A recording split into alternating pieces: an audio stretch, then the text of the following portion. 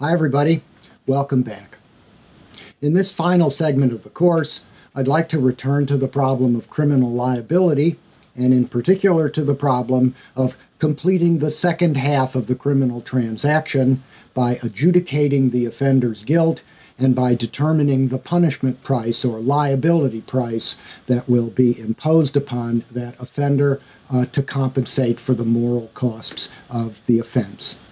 In the United States, and indeed pretty much everywhere in the world, the default means by which this second half of the transaction is undertaken is, at least in principle, a criminal trial. In the United States, indeed, the Sixth Amendment to the Constitution guarantees that every person who's accused of a crime will receive a speedy and public trial by an impartial jury. So not only is the trial in principle the default mode of completing the second half of the criminal transaction, a trial is guaranteed to any defendant who's accused of a crime. But now, criminal trials in the United States are hugely expensive. They take a great deal of time. They involve a great deal of resources. Lawyers, many lawyers in some cases, have to be engaged. Jurors have to be engaged. Judges and legal facilities have to be engaged. And all of the costs that are associated with gathering and producing and processing the evidence that will form the basis of the trial, all of these things cost a great deal of money. Moreover, the outcomes of criminal trials are highly uncertain, in large part because there are so many rules constraining what kind of evidence can be brought to bear in a trial, how that evidence can be used, and what weight juries must or can't place on particular pieces of evidence. As a result of the fact that trials are colossally expensive and that their outcomes are highly uncertain, very few defendants actually get a trial in the United States. So, although the Constitution guarantees every accused a speedy and public trial, that promise is not actually fulfilled in the doing, and the vast majority of criminal defendants who are convicted are not convicted as the result of a jury trial. This wasn't always the case, however, and this was something that I first learned about by reading a wonderful article by John Langbine, an extremely perceptive and versatile legal scholar who teaches down the road from Wesleyan at the Yale Law School. I came across an article entitled "The Criminal Trial Before the Lawyers," written by Professor Langbine and published in 1978. And before I read the article, I tried to figure out what it might be about, and what my guess was that it was about a time in American history when judges were scarce, and that therefore, in order for trials to be held, local attorneys had to be drafted to sit as judges in particular cases because there weren't enough real judges to go around. And I guessed that Professor Langbine's article was going to be about what trials were like when they were conducted before lawyers rather than being conducted before judges. But to my surprise and delight, the article wasn't about that at all. It was about what trials were like in the early days of the American Republic. And the picture that Professor Langbine drew of trials before the lawyers, that is, trials generally speaking before 1850, was a very striking picture. It was a picture of a trial system that was extremely simple, extremely cheap to operate, and that therefore it was quite possible to guarantee every defendant who was accused of a crime a cheap trial. So what did the trials look like? The first thing to note about them was that there were no lawyers at the trial at all, with the exception of the judge, who was typically an attorney. This is what Professor Langbine meant by calling his articles Trials Before the Lawyers. It was what trials were like before lawyers were brought into the trial to represent the people as prosecutors on the one side and to represent the defendant as defense counsel on the other side. Back in the old days, I learned, policemen acted as prosecutors. Subsequently, I learned that this was an ancient English tradition, and the structure of the English criminal process reflects this ancient tradition even today. Nonetheless, the prosecutor was the policeman, almost always the same policeman who had arrested the defendant in the first place, and therefore a policeman who was familiar as anybody else was likely to be, with the relevant evidence about the crime. Moreover, the defendant had no attorney either and typically represented himself, or in rare cases herself, not with great knowledge of the law, but one didn't need a great knowledge of the law in order to plead a case on either side in these early days. The law itself was relatively straightforward, not as detailed or finely nuanced as it is now. And importantly, rules of procedure and evidence in the trial itself were very simple. Pretty much any kind of evidence could be used as long as the court could be reasonably sure that it was probative, that is to say, that it was more likely to be factual than not factual. And there were few rules that told one side or the other what kinds of evidence they could introduce, what kinds of arguments they could make about the evidence, and few rules which told juries what they were supposed to conclude from all that they were hearing. As a result, trials were very short because they weren't cluttered by defendants or prosecutors arguing particular procedural motions based on complex procedural rules.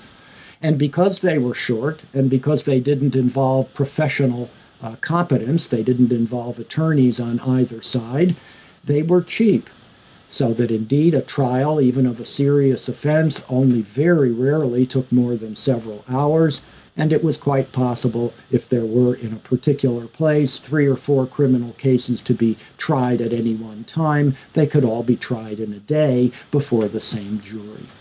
At the same time, crime rates were low. There wasn't nearly as much crime then as there came to be later in the United States. So the confluence of all of these factors, that trials were short and inexpensive and that crime rates were low, meant that it was quite possible to fulfill the Sixth Amendment promise and give everybody who'd been accused of a crime a full-scale criminal trial, because full-scale wasn't very full at all. But after 1870, the country changed in many ways as urbanization and immigration increased to meet the demands for labor and for output that were placed on the newly industrializing firms. America underwent a second, as they say, industrial revolution, which transformed the country. Within the 60 years between 1850 and 1910, the per capita wealth of the people of the United States increased by more than 300%, and the population itself more than tripled. As this happened, people flowed from the countryside and from foreign shores to the cities in the United States where the factories were located, and as this occurred, cities which were not prepared to house the influx of new population that they were experiencing very rapidly after the Civil War, slums proliferated in the large American cities, and with these slums, crime rates rose spectacularly over what they had been in a much less urbanized, much more homogeneous America before the Civil War. With these very, very great increases in the levels of crime, cities and states responded to these increased crime rates by creating the modern police and prosecutorial bureaucracies with which we're still familiar to this day. Police forces were professionalized and administered scientifically by people who were up on the latest developments of criminology and management, and prosecutors now became the norm in criminal cases, well before defendants were able to counter that by bringing lawyers in on their own, because most defendants were impecunious and couldn't afford to have a lawyer. As a result, prosecutors' offices produced legions of professional prosecutors who were all extremely good at what they did, and the office worked relative to the defense of criminal cases extremely effectively and efficiently. Defendants had nothing like the amount of resources available to the prosecution to investigate crimes, to unearth evidence, to interview witnesses, and to prepare for the trial. In a word, the creation of these prosecutorial and police bureaucracies tilted the playing field away from defendants and toward prosecutors.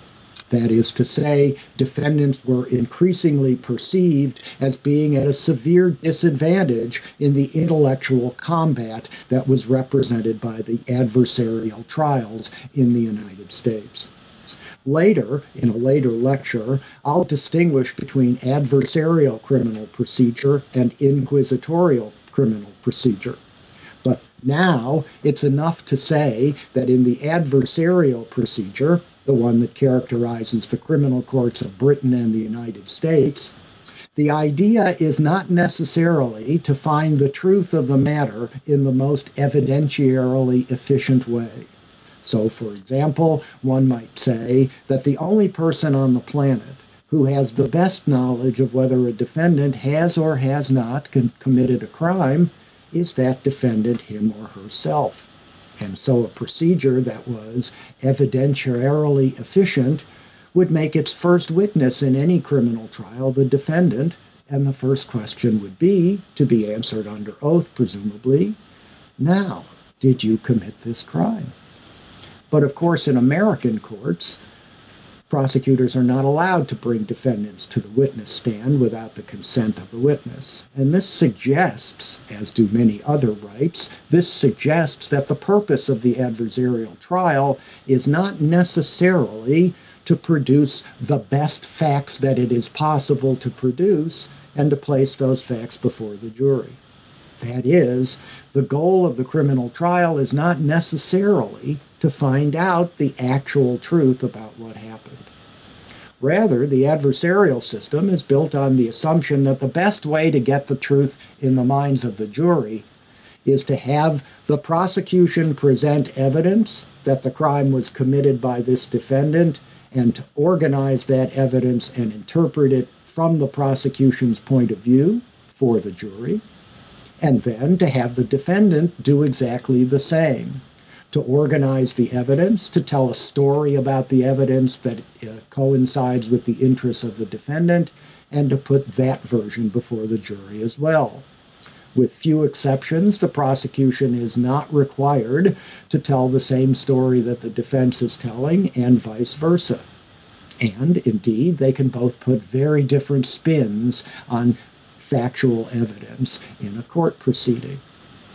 The idea instead is that the jury, hearing the biased view of the prosecution and the biased view of the defense, will then be able to mediate between these views and to determine for themselves in a useful way what actually happened. Whether this is a good system or a bad system is not for us to discuss at the moment. What it does suggest is that the adversarial trial works best when the combat is fair. That is, when the prosecution and the defense are both able to tell a story with similar effectiveness. We can't have the prosecution always being able to tell a more detailed, more nuanced, more heavily investigated story, because that would tend to bias the trials against defendants. And so, in response to the perception that the establishment of prosecutorial bureaucracies was tilting the field against defendants, through the 19th and early 20th century, courts slowly granted defendants procedural rights that made conviction more difficult, and that did indeed level the field. But it's useful, as I've noted on the slide, to think of these procedural rights as rights against the truth. The way in which the field is leveled is not by giving the defendant the same investigative and expository resources that the prosecutor has. It's by keeping out of the trial evidence that might tend to convict the defendant, but which, if it were introduced, would tend to give the prosecution too great an advantage. One right against the truth is one I've already mentioned, and that's the right against self-incrimination. Defendants are evidentially the most efficient witnesses. They know the most about the question that needs to be decided at the trial. Did they commit this crime? So the truth would seem to suggest that they be asked. But they're not asked, and hence their right not to be asked is a right against the truth. Similarly, American courts are governed by what is called an exclusionary rule for evidence. And this means that if evidence has been gathered illegally by the police, that evidence can't be introduced into a criminal trial, even if the evidence is perfectly reliable and there's no reason for anybody to question the evidence itself.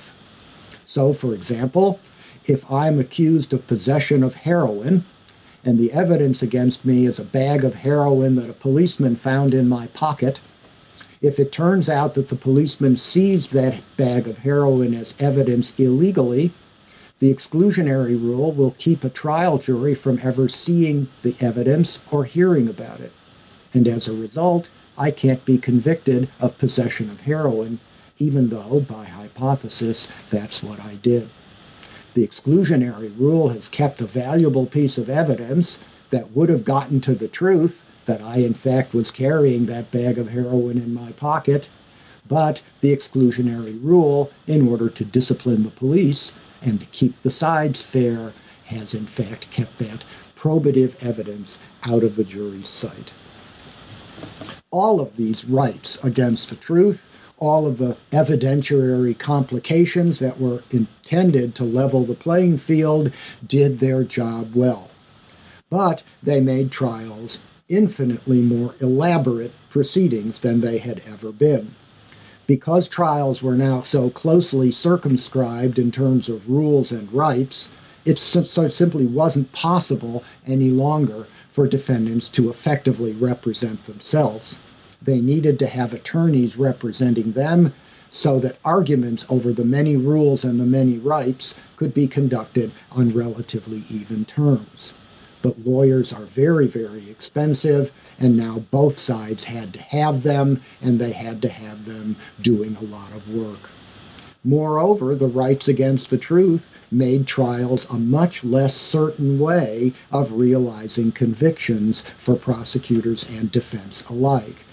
Because things like the exclusionary rule could have such a decisive effect on cases, often evidentiary hearings on whether a piece of evidence could or could not be admitted would, as in my heroin example, determine the outcome of a trial, solely apart from the actual facts that might have been brought into the trial without those exclusionary rules. So, because trials are so expensive for both sides, and because their outcomes are so chancy for both sides have an interest in avoiding them. And as a result, this interest in avoiding criminal trials by both prosecutors and defense has led to the almost universal practice in the United States of plea bargaining.